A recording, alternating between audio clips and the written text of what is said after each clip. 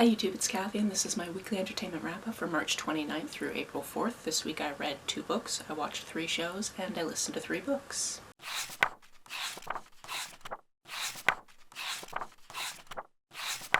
The first book on this list is The Taking by Dean Koontz. This was published in 2004 and it concerns the end of the world. This novel's just over 400 pages and the majority of those pages take place over about 12 hours, which is an impressive feat. Essentially what happens is our protagonist is a writer. She lives with her husband in California and she's awake because she doesn't sleep very well, and there's just something weird about the rain. And from there, weird things start happening. They turn on the TV, get these news updates, weird things are definitely happening globally, and then this married duo have to figure out what they're going to do to survive.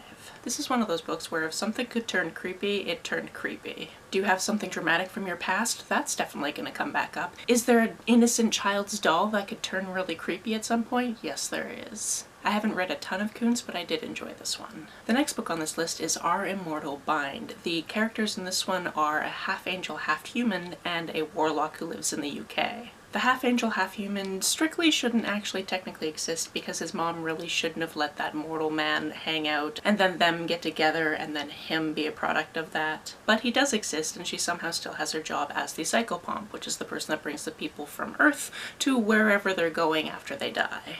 However, one day somebody steals her keys so she actually can't lock the doors to the afterlife, which means that immortality is now a thing on Earth, which is definitely mucking things up. So with the protection of an artifact, he is sent to Earth to try and find the keys, and he ends up getting the help of this warlock. It turns out this warlock really wishes immortality didn't happen because his dad was just about to die and he does not get on with his dad, and now his dad is still alive and that's causing issues for him. You see, his parents don't know that he's a warlock and his dad actually is a witch finder, which is not something that's going to go over too well. In this world you can technically practice certain kinds of magic, but the Witchfinders Association is trying to stamp out all of that. This was an interesting quest book with a nice queer storyline and I really enjoyed it. As for the shows I watched this week, I watched all of the entire first season and the first 5 episodes of the second season of Veronica Mars, which I haven't watched in over 20 years except for that more recent season they made in 2019. I've definitely seen that. Within a few years of it coming out. This came about because recently I've been watching things online and one of them happened to be a video about Kirsten Bell and Dax Shepard, and I really don't like that guy. He sucks, but she seems great still, and then I remembered that this is the first thing I had ever seen her in, and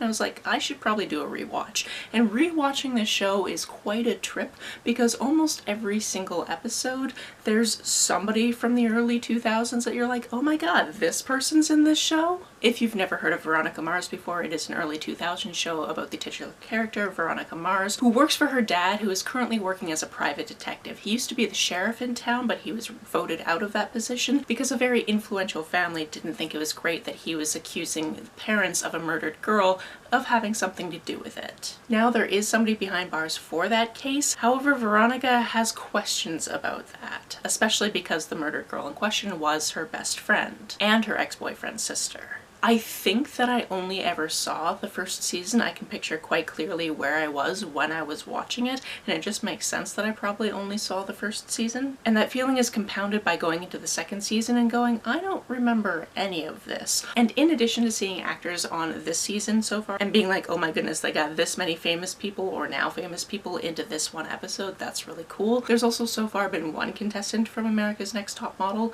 and I know for a fact that at some point there will be another one because my best friend had the hugest crush on her. As for the other shows I watched, I stayed current on Nebula for jet lag, which means that I watched the 3rd episode, which will be coming out this Wednesday. They're playing a game called Rail Rush, where they're trying to go to all of the different rail stations in Taiwan and claim them for their team. It's travel, it's chaos, there's fun challenges, I'm enjoying myself.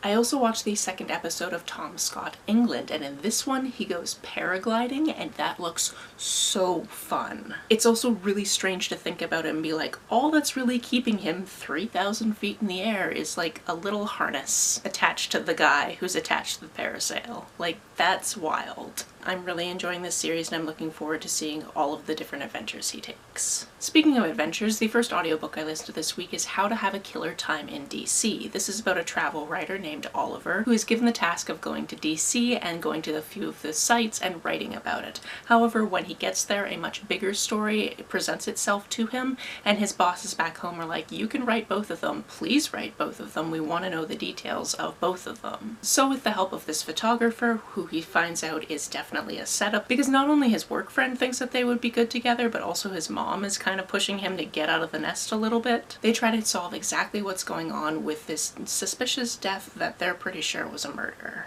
I really enjoyed this, and when I finished this I found out that the author is also queer and autistic, just like this main character, and the author also used to live in DC and drives the same vehicle as the love interest, which I found really cool. And this is the first in a series, and I'm very excited to get my hands on the next one. My second audiobook this week is Everyone in This Room Will Someday Be Dead. This is very messy and very queer. Our main character in this one definitely has some mental health issues that have been completely unaddressed because her family doesn't seem to actually address things like that, so she's never gotten any help for this, and she also has a brother who definitely also has some issues, and they don't talk about his issues either, which means that while we're in her brain, we are having a very messy mental time. She's also going through a situation where she was let go from a job, she's trying to find another job, she tries to go find therapy services, which end up being at a church, but when she gets there, the priest asks if she's there for the job position, and she instead ends up working there even though she is not Catholic and she is very queer. There also ends up being a situation where the elderly woman that had the job before her may have died under suspicious circumstances, and there's a friend of this woman who definitely keeps emailing the church asking for updates about her life and sending recipes and that type of thing, and our main character just doesn't want to tell this woman that her friend is dead.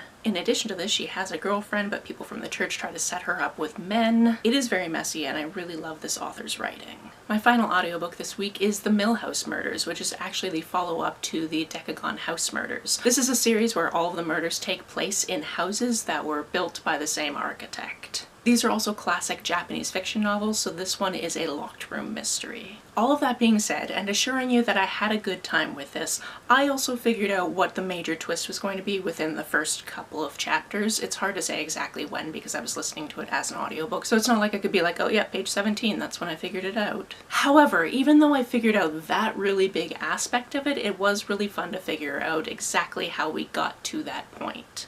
And to find out if I was actually right. Because we didn't actually find out if I was right until 88% of the way through the book. Essentially, the owner of this house is a man who 12 years previously was in a very big car accident, so he actually has a lot of burn scars. So when he leaves his own chambers, he actually ends up having a full suit, shoes, gloves, and this white mask that he wears, because that's just how he's comfortable presenting to the world. He also has this ward who for some reason is now his wife, which I think is super gross, but okay, 1980s Japan. And then every September 28th he allows a very small selection of people to come and view the art of his father. This book takes place over two different September 28ths in 1985 and 1986, so I kept going, for half this plot I was alive and half I wasn't. And something happened back in 1985 and we are still talking about it in 1986, and then things start going wrong in 1986 as well. Also, the character we meet in the first book of the series shows up in the 1986 timeline and is trying to help solve what happened in 1985. Despite the fact that I figured out a major aspect, I did still really enjoy this. That's it for this week. If you've read, watched, or listened to any of these, let me know about it down in the comments below. On the way down to the comments, if you hit that subscribe button, that would be very nice of you. If you don't feel like leaving a comment but want to make sure that I know you were here, just leave me an emoji or a smiley face if you happen to be on your keyboard.